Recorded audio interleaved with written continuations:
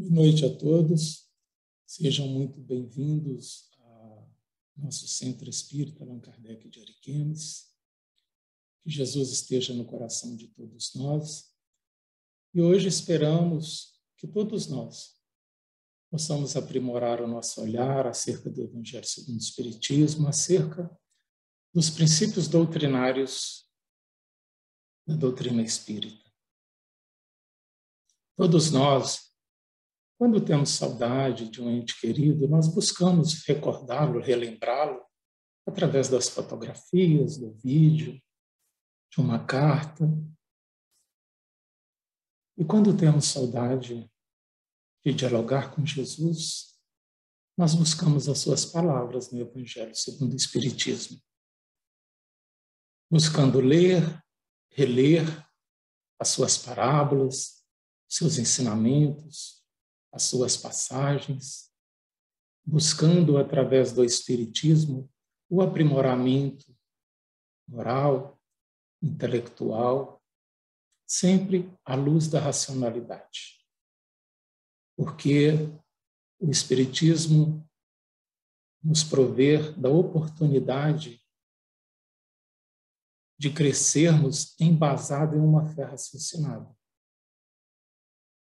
Uma fé que tudo nós analisamos à luz da razão, sem dogmas, sem superficialidade. E na oportunidade do diálogo com Jesus, nós buscamos então compreender os seus ensinamentos, compreender sobretudo a sua visão, a sua interpretação sobre Deus, sobre a vida. E falando em vida, o mentor Emmanuel nos esclarece que a vida é uma experiência digna da imortalidade. A vida é uma experiência digna da imortalidade. Todos nós, pelos nossos princípios doutrinários, sabemos que temos a oportunidade da reencarnação como forma de aprimoramento dos nossos conhecimentos intelectuais, morais, com o objetivo de evoluir, para podermos galgarmos assim degraus superiores no mundo espiritual, nas esferas espirituais. E sabemos que esta passagem, ela não é só divina. Ela é divina, mas já com data marcada para o retorno. Aliás, tem duas coisas que não distinguem o ser humano, que ninguém pode ser diferente um do outro. Uma é na dor e outra é na morte. Independente da classe social, independente da cor da pele, independente do gênero, independente da ideologia política, todos nós, numa enfermidade terminal, a dor é igual para todos, não tem distinção. Bem como a morte, todos nós vamos morrer um dia, conforme o nosso planejamento reencarnatório. E não existe diferença entre os seres humanos que possa dar a ele vida eterna na carne. Mas Emmanuel vem nos esclarecer que a vida é uma experiência digna da imortalidade, porque o espírito é imortal. E sendo imortal, nos oportuniza então o retorno à Terra para aprimorar os nossos conhecimentos e levarmos, então, no nosso retorno à pátria espiritual, as experiências que valeram a pena ser vividas. Se hoje, hipoteticamente, todos nós fôssemos desencarnar, o que nós levaríamos? As experiências que valeram a pena ser vividas ou as experiências que não valeram a pena ser vividas?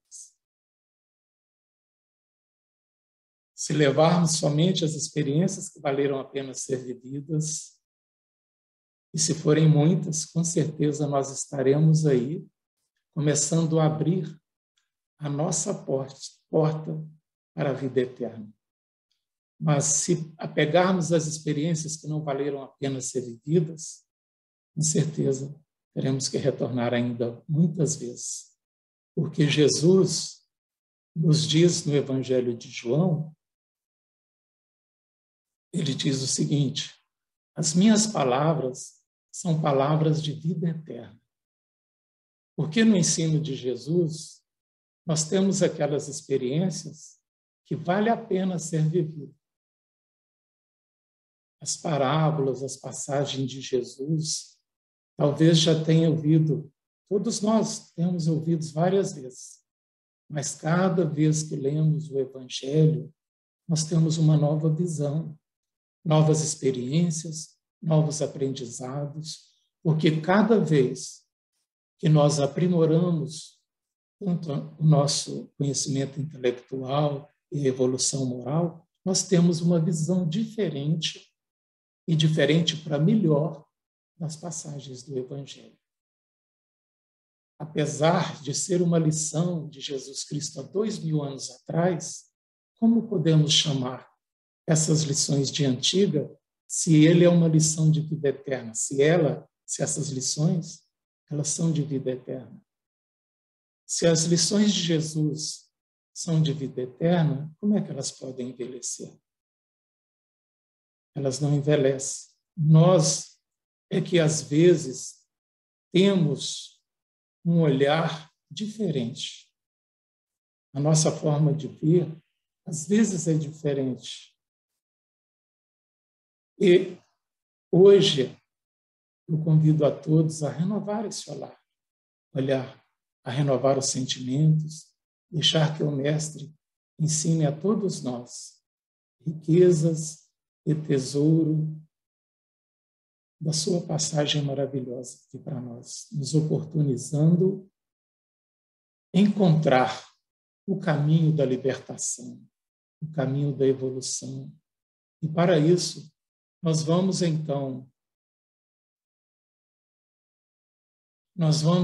eu convido a todos vocês para nós vermos uma passagem de Jesus em que ele leva os apóstolos para uma experiência de vida eterna, em que eles saem para ir para Jerusalém, passando pela Samaria.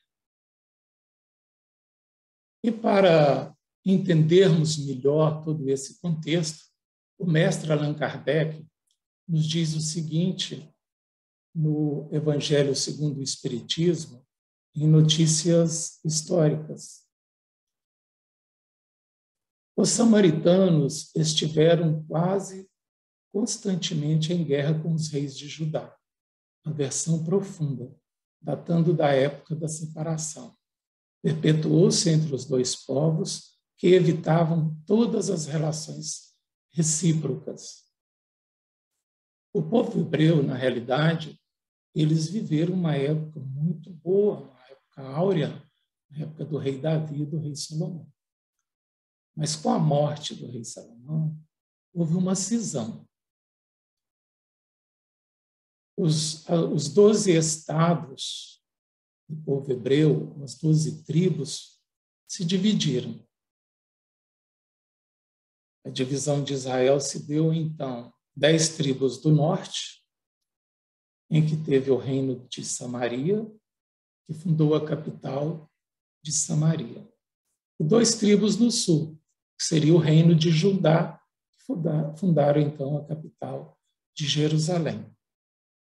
Mas continua explicando Kardec que, para tornar ainda maior a cisão, e os samaritanos não terem de ir a Jerusalém para a celebração das festas religiosas, eles construíram, então, para si um templo particular e adotaram algumas reformas. E eles não mais frequentavam as festas de Jerusalém. Então, daí por diante da cisão, se tornaram inimigos ferrenhos, os samaritanos e os judeus. E naquele tempo, os judeus, o povo hebreu, 3 vezes por ano, os religiosos deveriam fazer uma peregrinação a Jerusalém, na época da festa da Páscoa, Pentecoste e a festa das tendas. Por que eles fariam isso? Eles acreditavam que Deus morava em Jerusalém, no ponto mais alto, para ver a Deus e serem vistos por Deus. Então, eles acreditavam que indo em Jerusalém, nesta peregrinação das 3 festas religiosas, eles seriam vistos por Deus e viriam também a Deus. Quando nos reunimos aqui, também queremos alimentar a nossa alma. O que nós estamos buscando aqui, na realidade, é a alimentação do Espírito. Buscamos a Deus, a conhecer a Deus. Buscamos aumentar este nosso contato para com Deus, para que assim possamos ter forças para superar as adversidades e as vicissitudes cotidianas. Sabemos que todos nós temos a necessidade material, mas temos também a necessidade do coração, a necessidade do espírito. E é isso que os judeus buscavam, o alimento do espírito nas peregrinações. Mas por conta desta cisão, desta separação, o povo hebreu viveu um drama. Irmãos que deixaram de conversar, samaritanos e judeus. Na realidade, todos eram judeus. Mas com a cisão, se tornaram inimigos. Filhos de uma mesma origem, mas vivia o drama do fanatismo religioso. O que não acabou até hoje. Infelizmente, nós temos o fanatismo religioso, irmãos de uma religião que não fala com outra religião. Nós temos o fanatismo ideológico, político. Irmãos que é de uma ideologia política não falam com outros de outra ideologia e se agridem. E assim ficaram então os samaritanos e os judeus em virtude deste fanatismo religioso. Buscavam tanto a Deus, estudavam tanto a Deus, mas não conseguiam se amar. Experimentando o ódio, e nós sabemos todos que o ódio, ele é passageiro. O ódio, a vingança, ele é passageiro. Ele não é permanente. E nem o sofrimento é permanente. Porque nós vimos nos princípios doutrinários do Espiritismo que todos nós saímos de espíritos simples e ignorantes para chegar ao grau de espírito puro. E nesta passagem, nesta caminhada toda, nós cultivamos às vezes o ódio, nós cultivamos também o amor. Mas o nosso sofrimento e o ódio, ele passa. Com as encarnações, nós vamos compreendendo, temos conhecimento da verdade, como Jesus nos ensinou, conheça a verdade vos libertará. E tendo este conhecimento, a vivência prática, nós vamos apagando o ódio. O que é eterno é o amor. O amor nunca acaba. O amor e as obras que nos levam ao amor é que nós vamos levar para a vida eterna. Mas voltando à nossa história, neste momento, então, Jesus, com os 12 apóstolos, na véspera da Páscoa, aquela em que Jesus seria crucificado. Mas os apóstolos não sabiam. Jesus vira, então, para os 12 apóstolos e diz: preciso ir a Jerusalém. Como na cabeça dos discípulos havia peregrinação 3 vezes ao ano para Jerusalém, e Jesus, para eles, Jesus queria fazer a peregrinação religiosa. Para eles tudo bem, mas na verdade Jesus queria levá-los para uma experiência espiritual, uma experiência de vida eterna. As experiências dignas da imortalidade. essas experiências nós só a temos se subirmos, não fisicamente, mas espiritualmente. E para isso, emocionalmente, é preciso querer transcender. Nenhum de nós conseguiríamos transcender se a gente não se libertar das coisas materiais. Então, é preciso que a gente veja o real objetivo da nossa passagem para a Terra e nunca se esquecer de alimentar o espírito. É com este alimento que nós conseguimos transcender e encontrar a Deus em nossos corações. E Jesus queria que os discípulos subissem, transcendessem. E por isso, nós devemos analisar bem, enquanto espíritos imortais,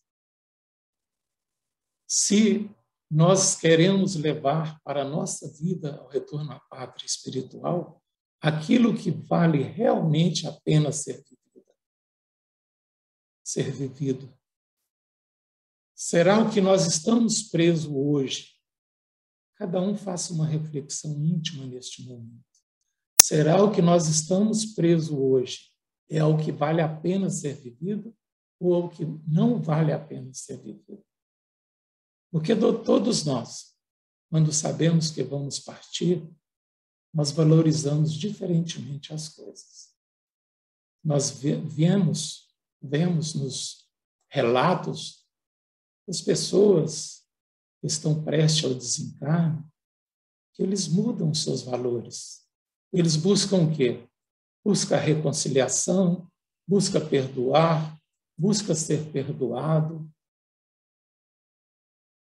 Então, geralmente, nós buscamos aquilo que vale a pena ser vivido no ato da morte. Mas é preciso que nós tenhamos a consciência de vivenciar isso durante a nossa encarnação. Então, Jesus convidando os apóstolos para ir a Jerusalém, eles, não, tudo bem, mestre, nós vamos. E ele tinha 2 caminhos para ir. O caminho passando pelas margens do Rio Jordão, com água fresca, com a relva verdejante, o clima mais ameno. E outro caminho que passaria pela Samaria, mais longo, pelo deserto, com menos água, com dificuldade, com pouca gente. Mas Jesus, ao dizer aos apóstolos que queria ir a Jerusalém, diz o seguinte: nós vamos a Jerusalém, mas passando pela Samaria. O que os apóstolos não sabiam é que naquele momento em que o mestre se aproximava do sacrifício extremo, o seu desejo era conciliar, aproximar quem estava dividido, fazer com que o amor substituísse o ódio entre os judeus e samaritanos. A título de que um pai que está no leito da morte chama 2 filhos que estão brigados, que não se falam, e o último pedido dele é para que os filhos se reconciliem. E Jesus queria, então, oportunizar os seus discípulos desta experiência de vida eterna. Mostrar que o amor é que se leva. Então, substituir o ódio pelo amor entre judeus e samaritanos. Então, neste momento, João vira para o mestre. Estranho ele ter escolhido esse caminho, mas diz então para o mestre: então, mestre, nós vamos na frente para conseguirmos a hospedagem. E naquela época, a hospedagem para os povos da época era um dever sagrado. Como os caminhos eram muito longos, e os peregrinos eram muito bem recebidos por todo o povo hebreu. Eles tinham hospitalidade maravilhosa. Todo mundo que pedisse uma hospedagem, eles davam, passavam por ali, dava comida, dava um pouso, água fresca, local para repousar, para tomar um banho, e assim por diante. Tinha até uma lenda de quem negasse hospedagem, de que Deus mandaria um fogo e mataria todos aqueles que não hospedassem. Mas João foi, então, e voltou decepcionado ao encontro com Jesus. Porque os samaritanos, em sabendo que eles eram judeus, não quiseram hospedar.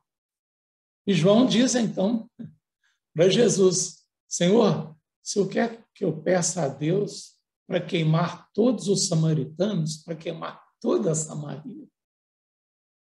E Jesus serenamente diz a João, não, João, o Filho do Homem não veio para destruir, mas para resgatar, para unir, para salvar.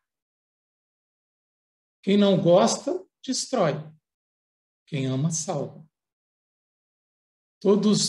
A maioria das pessoas, quando vê um criminoso, sobretudo um estuprador, as pessoas dizem, há um ditado que criminoso bom é criminoso morto, que ladrão bom é ladrão morto. Mas se analisarmos a mãe deste infrator, ela que ama, ela quer resgatar, ela quer salvar, ela quer mostrar o caminho do amor para o filho. E assim Jesus queria mostrar para os seus irmãos o caminho da conciliação para os discípulos. E eles seguem caminho no sacrifício extremo, passando pelo deserto, com fome, com sede, queimado do sol. Então chegam eles nos portões de Jerusalém, cansados, muito cansados. E um doutor da lei, então, ao ver Jesus, para questioná-lo, para testá-lo, vai fazer algumas perguntas para Jesus.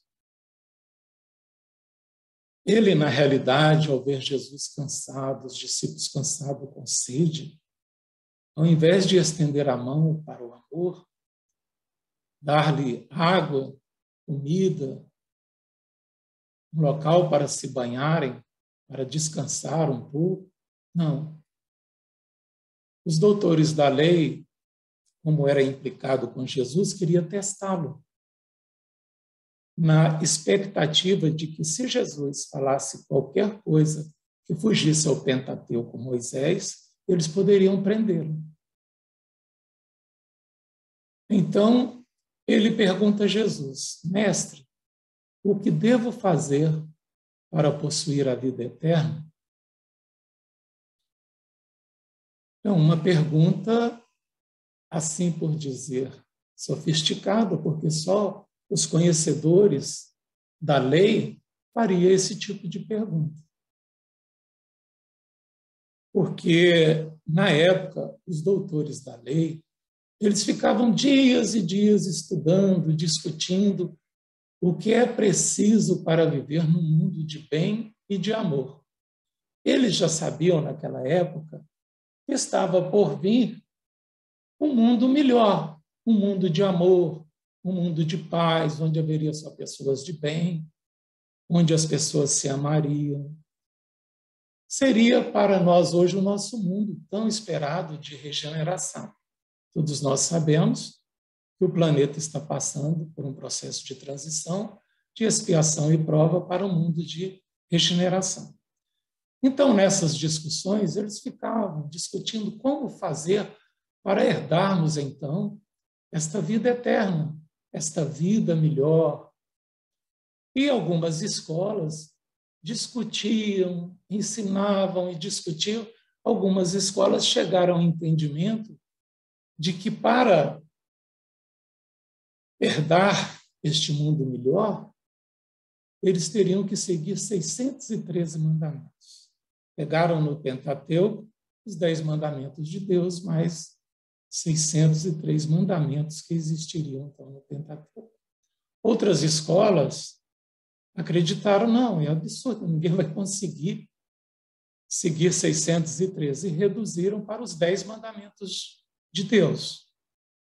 E mesmo assim, outras escolas, outros sábios, discutindo, e viram, através de um sábio chamado Hilel, que é avô de Gamaliel, professor de Paulo de Tarso, e este sábio então disse, não, os 10 mandamentos podem ser reduzidos em 2.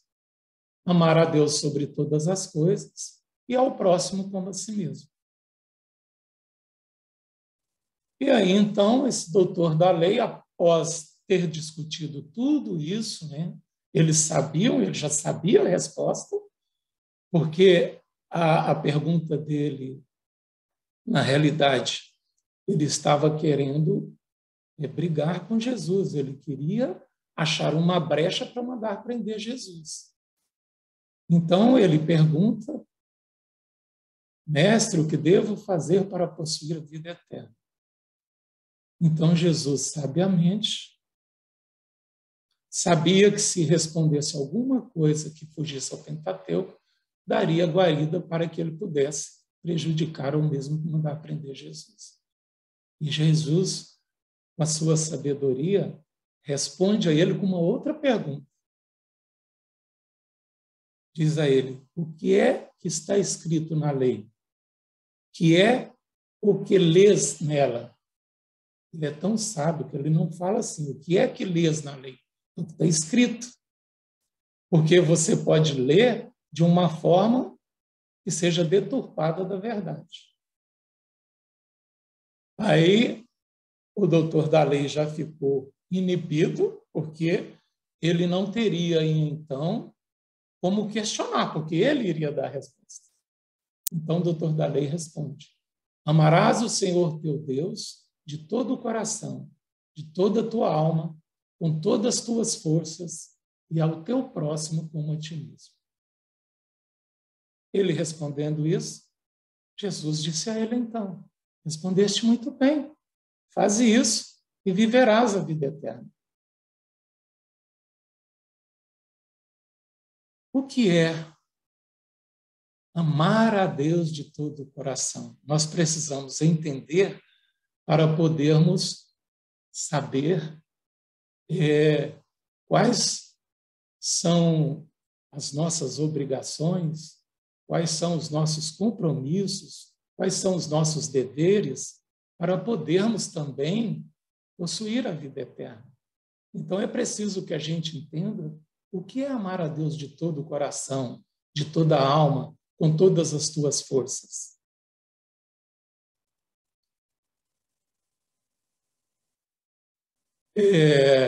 Amar a Deus de todo o coração, na realidade, significa que nós devemos amar a Deus com o coração e com a sabedoria. Naquela época, todos os judeus, todos os dias, eles cantavam o versículo 3 vezes. Dizia, ouve Israel, o Senhor é nosso Deus, o Senhor é um, e amará vosso Deus com todo o seu coração, de toda a sua alma, com todas as suas forças. Eles recitavam isso 3 vezes ao dia. E dizia ainda, Senhor, unificai o nosso coração. Porque para os judeus, no coração estava o amor e a sabedoria. Então ele pedia, unificai o nosso coração. Porque amar a Deus de todo o coração não é amar só com a emoção, é amar com a emoção e com a razão. E para isso, nós temos que ter sabedoria. Por isso que o Espiritismo nos diz: espíritas, instruí-vos, espírita, amai-vos. É preciso instruir e é preciso amar, porque a instrução nos dá a sabedoria e o amor nos dá a emoção do coração para agirmos com sensibilidade à necessidade do próximo. Mas unificai o nosso coração. Será que o nosso coração é unificado? Ou será que o nosso coração ele está espedaçado? Não por paixão amorosa, mas por nós guardarmos conosco ainda as imperfeições da carne, as imperfeições do espírito. Será que nós amamos igual o nosso filho e amamos igual aquele que nós desconhecemos? Será que o esposo ama muito o filho, mas ama menos a sogra? Nós amamos alguns e às vezes odiamos outros. Então, o nosso coração, ele não está unificado. E precisamos unificar o nosso coração para poder amar a Deus de todo o coração. Precisamos buscar, através da sabedoria e do exercício da caridade, buscando, então, lapidar de nós os vícios e substituí-los por virtude. Quando nós chegarmos no ponto de substituirmos os nossos vícios por virtude e aprimorarmos o nosso conhecimento intelectual, nós vamos estar sábios e vamos ter o nosso coração unificado, porque só teria ali virtude, não mais vícios. E assim nós estaríamos, então, aptos a amar a Deus de todo o coração. E amar a Deus de toda a tua alma, o que significa? Significa que precisamos amar de coração, com sabedoria, mas precisamos também amar com a alma. O que é para nós a alma? É o espírito reencarnado. E o que o espírito reencarnado vem aqui na Terra fazer? Vem aprimorar os seus conhecimentos, vem aprimorar a sua moralidade e vem, sobretudo, vivenciar o seu planejamento reencarnatório. Aquilo que ele planejou, ele vem vivenciar. Então, para amarmos a Deus com toda a nossa alma, é preciso que nós pegamos todo esse amor do coração e colocamos em prática. Vivenciamos os ensinamentos, então, de Deus. Aí sim estaremos amando de toda a tua alma. E com todas as tuas forças. Com todas as suas forças, segundo alguns pesquisadores, como Haroldo Dutra, na Bíblia hebraica, não é todas as tuas forças, são todos os seus bens, todos os seus muitos, né? Na tradução que veio com todas as suas forças para o português. Então, amar com toda a sua força é você disponibilizar os seus bens para as ações de Deus, disponibilizar os seus bens para executar aquilo que Deus nos orienta a fazer. E é também vivenciar na prática isso. Tem uma passagenzinha, na realidade, um conto de um palestrante espírita que estava justamente fazendo esta palestra da vivência daquilo que Deus espera de nós. E ele fazia a sua palestra e tinha um senhorzinho humilde que ficava lá atrás. Senhorzinho humilde que estava lá. Chegou um dia que eles desencarnaram. E nas esferas espirituais, o senhorzinho humilde que ouvia as palestras estava numa esfera espiritual superior. Vou dar um exemplo aqui. O palestrante estava no umbral e o senhorzinho humilde em nosso lar. E numa oportunidade, os dois se encontraram. E o palestrante, então, pergunta para ele: mas como? Eu estou aqui no umbral e você no nosso lar? Você ficava lá no fundo, quietinho, humilde, lá, não falava nada. Por quê? O que você fez para conquistar essa benevolência de estar no nosso lar? E ele respondeu: fiz tudo aquilo que você dizia que era para nós fazermos, tudo aquilo que Deus nos orientava a fazer. Então, ele vivenciou. Não adianta termos a teoria, termos o conhecimento, aprimorar o coração, se não colocarmos em prática a vivência dos ensinamentos do Senhor. E é preciso, além de tudo, não é contra os desígnios de Deus você ter bens materiais, você ser rico, você ter muitos bens. Mas é preciso que se coloque esses bens em favor das obras do Cristo. Para nós termos uma noção, o mundo hoje, em 2019, gastou $1 trilhão em guerras e armamentos. Será que eles estão colocando os bens dessas grandes nações a favor das obras de Deus?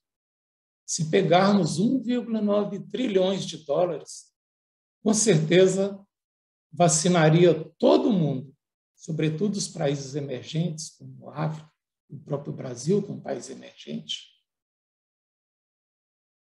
Mataria a fome de todo mundo. Mas, infelizmente, as pessoas não estão amando a Deus com todas as suas forças. Porque os países que pegam dinheiro, milhões e milhões de dólares, para investir em armas, em compras de armas, para que servem as armas? Para tirar a vida. Contra o mandamento de Deus, não matarás. Então, se todo esse dinheiro fosse investido em favor dos menos favorecidos, nós teríamos um mundo maravilhoso. Então, quando os governantes aprenderem a amar a Deus de todo o coração, de toda a tua alma e com todas as tuas forças, nós teremos um mundo maravilhoso. E ao próximo como a ti mesmo. Porque amar a Deus e amar ao próximo não é muito parecido, mas não é a mesma coisa. O sentido da expressão amar ao próximo parece bem claro na proposta de Jesus, né? Fazer ao outro todo o bem possível, ser-lhe útil no limite de nossas forças, respeitar seus direitos, perdoar sempre que preciso, compreender, tolerar e assim por diante. Mas como compreender o pensamento amar a Deus desvinculado do amor ao próximo? Como poderia Jesus pedir que amássemos algo que nos é incompreendido, inabordável pela nossa mente obtusa? Então, uma possível alternativa para a compreensão dessa ideia podemos encontrar na conhecida obra Vida Feliz, que Joana de Ângeles ditou, através de Divaldo Franco. Ela diz o seguinte: agradece a Deus a tua existência, louva-o mediante uma vivência sadia, exalta-lhe o amor por meio dos deveres retamente cumpridos. Chamamos aqui a atenção que a autora relaciona o amor a Deus aos deveres retamente cumpridos, que nos leva a concluir que o amor a Deus se identifica no culto ao dever, ao compromisso com a retidão de caráter, a atitude responsável e priorização dos princípios éticos. Então, amar a Deus é a gente agradecer, louvar, exaltar, cumprir aquilo que Deus espera de nós. Então, é isso que devemos fazer. Continuando, então, voltando à nossa história, O doutor da lei, que já sabia tudo aquilo, né, como expliquei para vocês, querendo prorrogar a discussão, pergunta então a Jesus: quem é o meu próximo? Para os judeus, o próximo era aquele que também era judeu. Para eles, para o senhor da lei, era aqueles que tivessem as mesmas ideologias religiosas dos doutores da lei, aqueles que seguiam aquilo que os doutores da lei deviam seguir. Para os samaritanos, que eram inimigos, não, eles não consideravam como próximo. Para os outros, que eram pagãos, que eles consideravam hereges, eles não consideravam como próximo. E para nós? Quem é o nosso próximo? Será que a gente considera como próximo aqueles que não pensam como nós? Aqueles que têm ideologia política partidária diferente da nossa? Aqueles que têm gêneros diferente daquele que nós aceitamos? Aqueles que têm cor da pele diferente? Será que nós consideramos todos esses como nosso próximo? Ou hoje consideramos só aquele a quem gostamos como nosso próximo?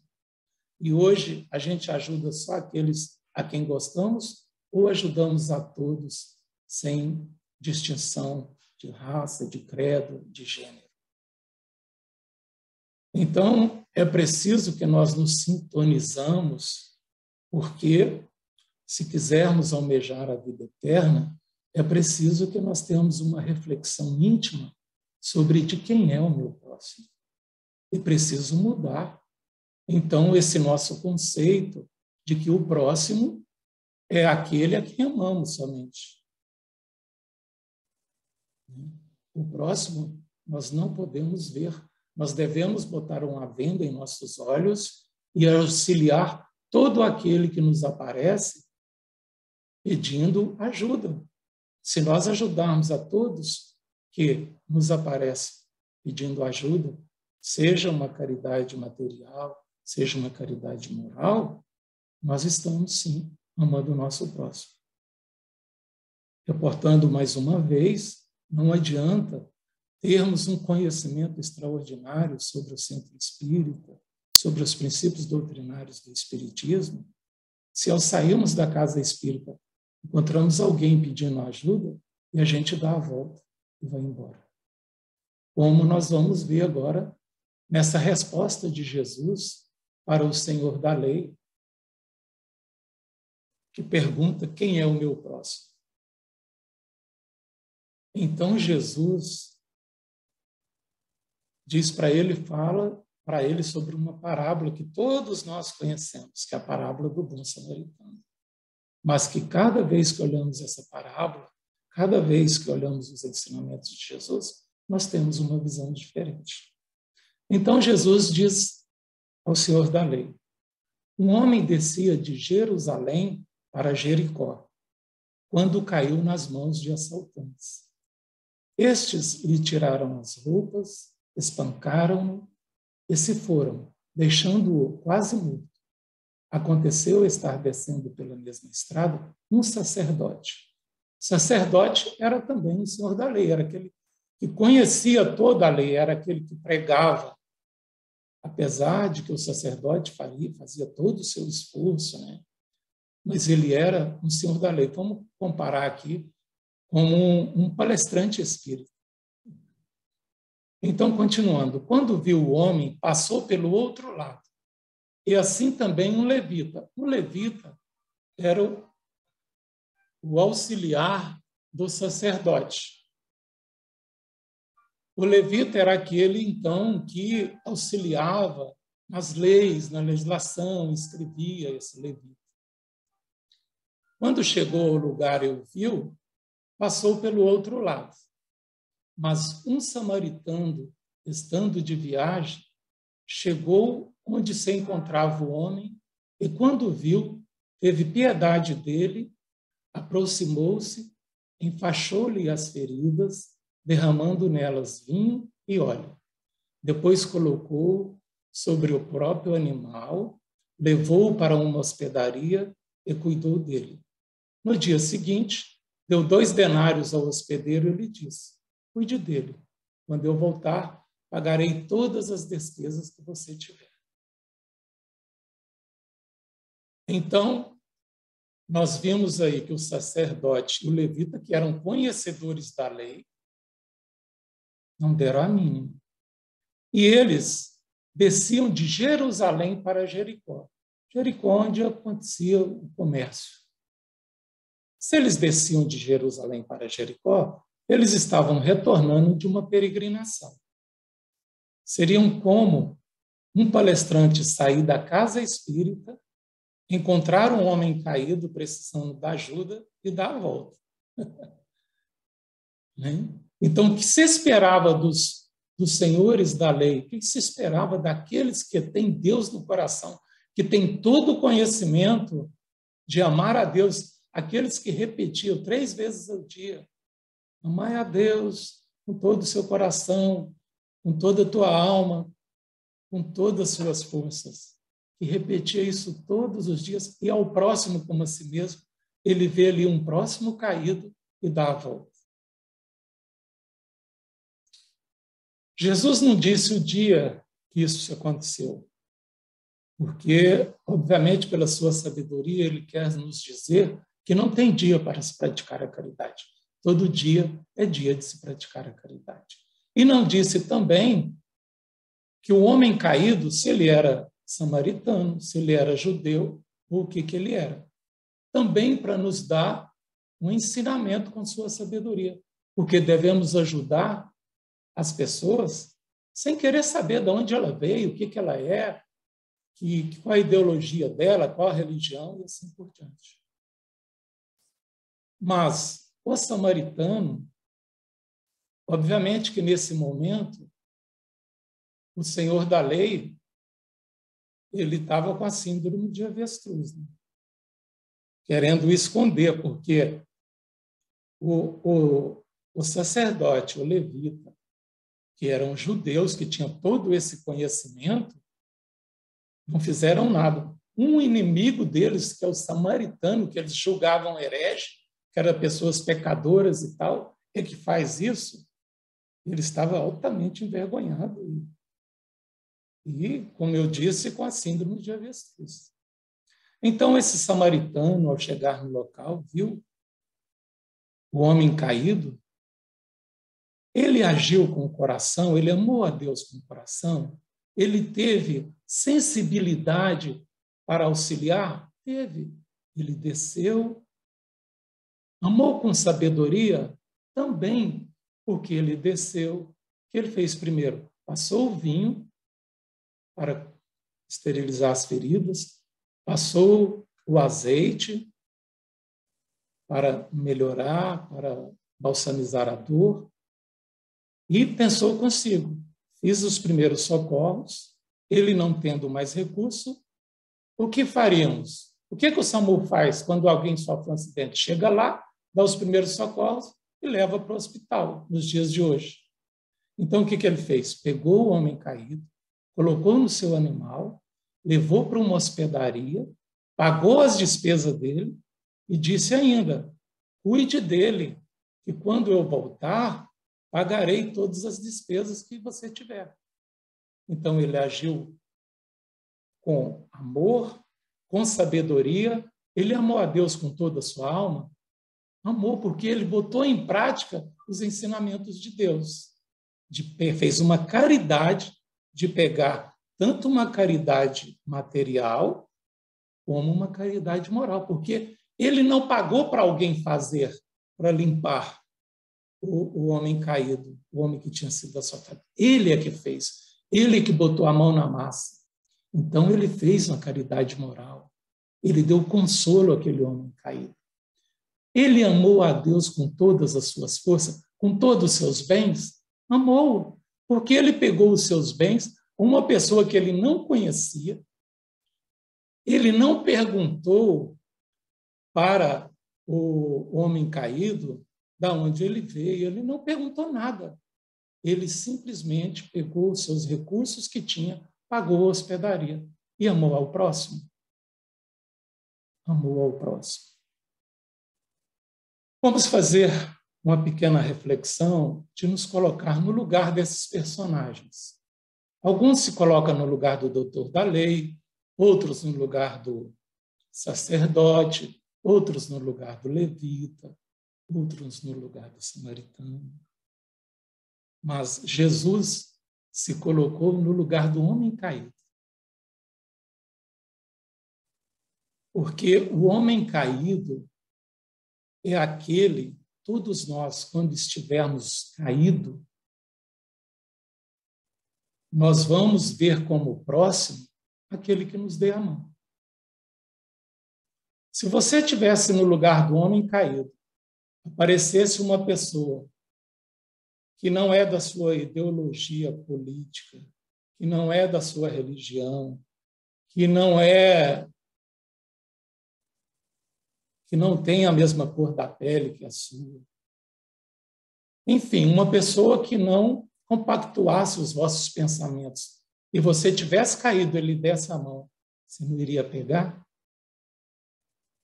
Então, nós temos que colocar no lugar do homem caído para sabermos amar ao próximo. Porque o homem caído, qualquer um que der a mão para ele, ele vai pegar.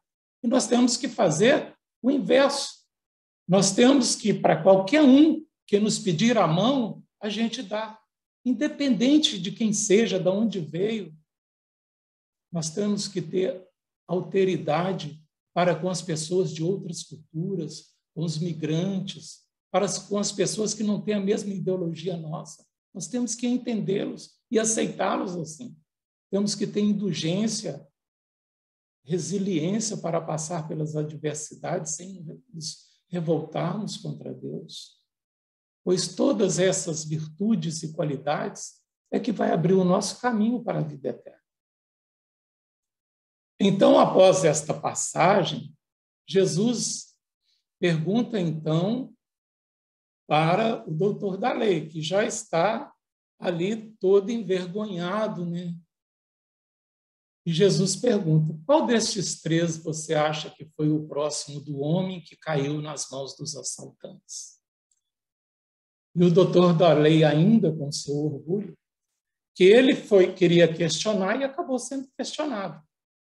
Ele queria envergonhar Jesus, desmoralizar Jesus, e ele acabou sendo desmoralizado e envergonhado, porque ele pregava tudo aquilo, mas não colocava em prática. Então ele responde, ele não teve coragem de falar que foi o samaritano. Então ele responde, aquele que teve misericórdia do homem caído. Responde então o perito da lei. E Jesus então vira para ele, tudo bem, então vá e faça o mesmo. Então, e Jesus diz isso para todos nós. Nos colocamos agora no lugar do sacerdote e do levita. O que nós estamos fazendo no dia a dia para com aqueles que nos pedem a mão, com aqueles que nos pedem uma palavra de carinho, para com aqueles que nos pedem uma ajuda material, para com aqueles que nos pedem uma caridade moral, um abraço, um bom dia. O que nós estamos fazendo? Nós estamos agindo como sacerdote levita ou como samaritano? Fica para nós a reflexão. Vamos seguir o que Jesus nos ensinou. Vamos e vamos fazer o mesmo. Vamos aprender a amar a Deus. Obviamente que ninguém dá o passo maior que a perna. É preciso fazer isso com clareza, com perseverança. É preciso, sobretudo, esforçar. Nós não podemos ter medo de caminhar. O caminho está aí, mas não podemos ter medo de caminhar. O caminho para o encontro da vida eterna é esse que Jesus nos ensinou. É esse que Deus nos ensinou, que está nesse mandamento maior, de amar a Deus e ao próximo como a si mesmo. Nós não devemos ter medo de caminhar. E aos olhos de Deus, aos olhos de Jesus, aquele que se esforça, aquele que não tem medo do caminho, ele está caminhando para o encontro, para a abertura da porta que nos leva à vida eterna. Se Jesus estivesse aqui hoje e perguntasse para nós, meu irmão, minha irmã, a partir de agora, você será o próximo de quem? Cada um responde intimamente essa pergunta. Espero que todos nós aumentamos este leque de visão de quem é o nosso próximo. Porque a nossa felicidade, ela não está na religião. Ela não está em ser espírita, ela não está na igreja, ela não está em ser evangélico, em ser católico. Não está aí. A religião é um instrumento, ela nos esclarece, mas a nossa felicidade, o nosso amor, ela está no coração do próximo que a gente ajuda. Quando nós praticamos a caridade, nós vemos o coração do próximo se exaltar de felicidade, nós com certeza estaremos mais exaltados ainda. Porque o nosso altar, o altar de quem ama, ele está no coração do próximo que a gente ajuda. Então, meus irmãos, espero que esta reflexão tenha aumentado um pouquinho em nossos corações a perseverança para lutar contra a lapidação de nossas imperfeições e buscar, assim, os ensinamentos de Jesus. Fiquem com Deus, que Deus ilumine a todos vocês e que tenhamos doravante, mais tolerância, mais paciência e mais dedicação em favor do nosso próximo e em favor de nós mesmos, praticando a reforma íntima, nos esforçando, porque se conhece o verdadeiro espírita, o verdadeiro cristão, pelo esforço que ele faz em lapidar as suas imperfeições. Um grande abraço a todos, uma boa semana, fiquem com Deus.